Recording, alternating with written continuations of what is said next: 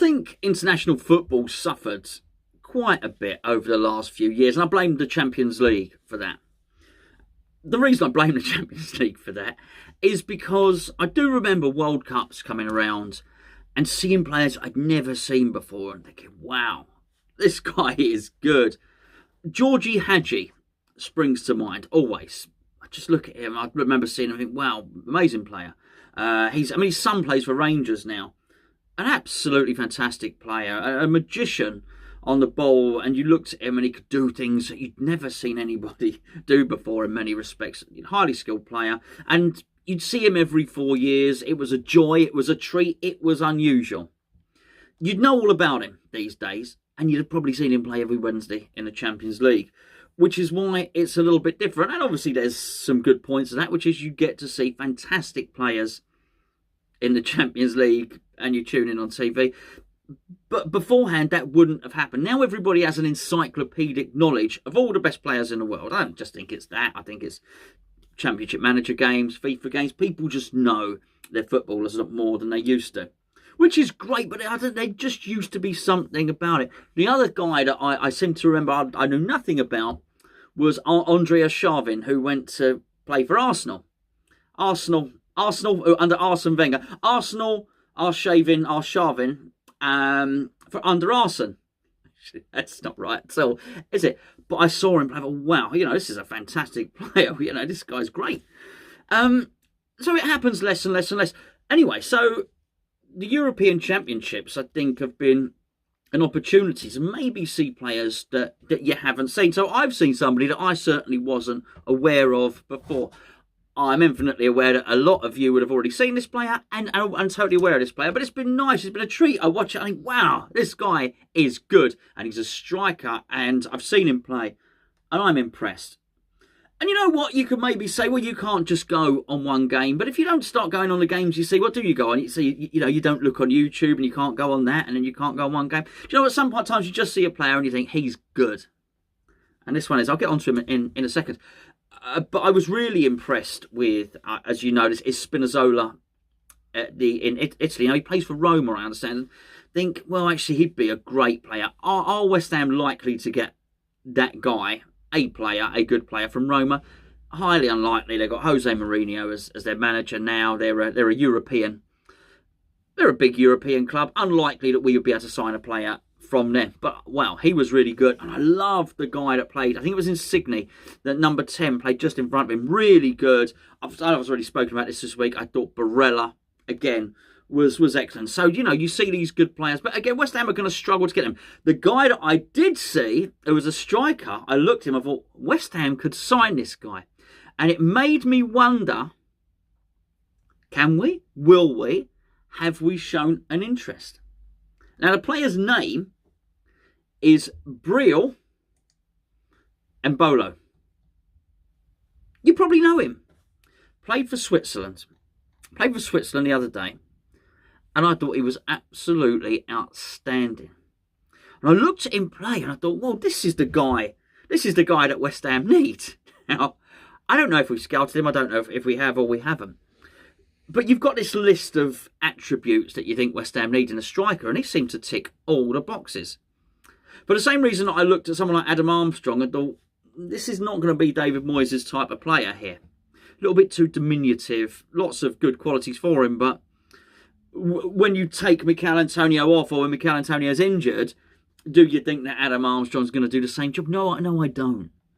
It's the same reason when we got linked with Olivier Giroud. No, that's just not going to work. This guy, I thought, yeah, okay, I can see this. So from attributes point of view, which I'll go into in a second, I thought he ticked the boxes. From an acquisition point of view, well, he's a Swiss international, yes. He plays for Borussia Mönchengladbach. Can we go and sign an established Italy international from one of the top Italian teams who have Jose Mourinho as manager? Probably no. Can we sign a Swiss international who plays for Borussia Mönchengladbach and has a market value apparently of about 14 million quid? Yes. Shouldn't we? I mean, we're West Ham United. We're in the Europa Kuppenstein or whatever the thing may be. We're in Europe. We're not in the Mickey Mousest of the one, the Tottenham one. We're not in that one. We finished 6th in the Premier League. We've got England internationals in the team, possibly even more than one if we sign Lingard. Czech international. Oh, we got all the Czech. We got half the Czech team. We got some really good players, and my point would be, and Embolo would be aware of some of these West Ham players. So would he come and play for West Ham? Now, Mönchengladbach play not in a dissimilar style to West Ham, from what I understand. I don't have encyclopedic knowledge of it, but they play a pressing game. They like to counter attack. Well, this is great. Now, if you see this guy play, what's Wales? Isn't it? I'm pretty sure it's Wales. He was completely dominant. He was dominant in the air. He was stronger. He was faster, skillful, awareness. I thought he scored a goal as well. But before he scored the goal, it was quite evident for anybody watching the game, well, this guy is going to score a goal, isn't he? He was like a force of nature. And I am infinitely aware that some people raise their game for the big championships. And people look at that as a negative. Well, hold on, if you can raise your game, which you can't have it both ways. Sometimes players are criticised because of bottling it in the big games. They never perform in the big games. So if you're going to say that, you can't really say, that guy only turns up in the big games. I don't know. What I do know is David Moyes is great at getting the very best out of players. And this guy at his best is a real handful. A real handful. So I looked a little bit, where's my glasses? I looked a little bit more at him for his... That's a really funny story about him, by the way. Okay, look, his goals to games ratio is not as great as it could be. So he plays for Mönchengladbach. He's a good age. He's only 24. Played for Basel before. Scored 21 goals in 61 appearances at Basel. 10 goals in 48 for Schalke. And he scored 13 in 59 for Mönchengladbach. It ain't prolific, is it? I mean, it's just not. And maybe that's why his transfer value is low. But that being said, do I think that as somebody for West Ham to buy who's not going to cost a fortune and we could get a tune out of him? Maybe. Let's be honest. It's not like Mikel Antonio was really, really prolific before David Moyes came along. Made him into a good striker. It's not like Arnautovic. I wouldn't be surprised. I don't know what he's doing in China.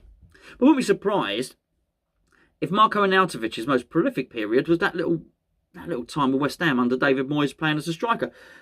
My point is sometimes you've got to shop around. If what we can't afford some of his top targets, like it might be Tammy Abraham for 40 million or whatever the case may be, then maybe you've got to cut your cloth and maybe you've got to do something. I just really like this guy. I thought he was good. However, there's a story which I did. So I had a look at it and it said, and when I was looking, it said Embolo the Rebel. The Rebel? Why is he the Rebel? I'm thinking.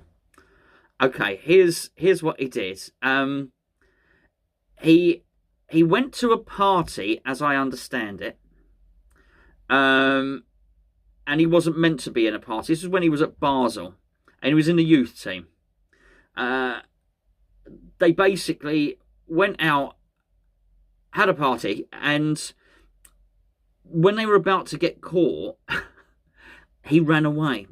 When he escaped onto the roof of the building where the party was and tried to escape via the rooftop. Sounds very Jason Bourne, doesn't it? But unlike Matt Damon, he didn't sort of escape. No, what he did is he decided to climb into one of the apartments and hide in a bathtub.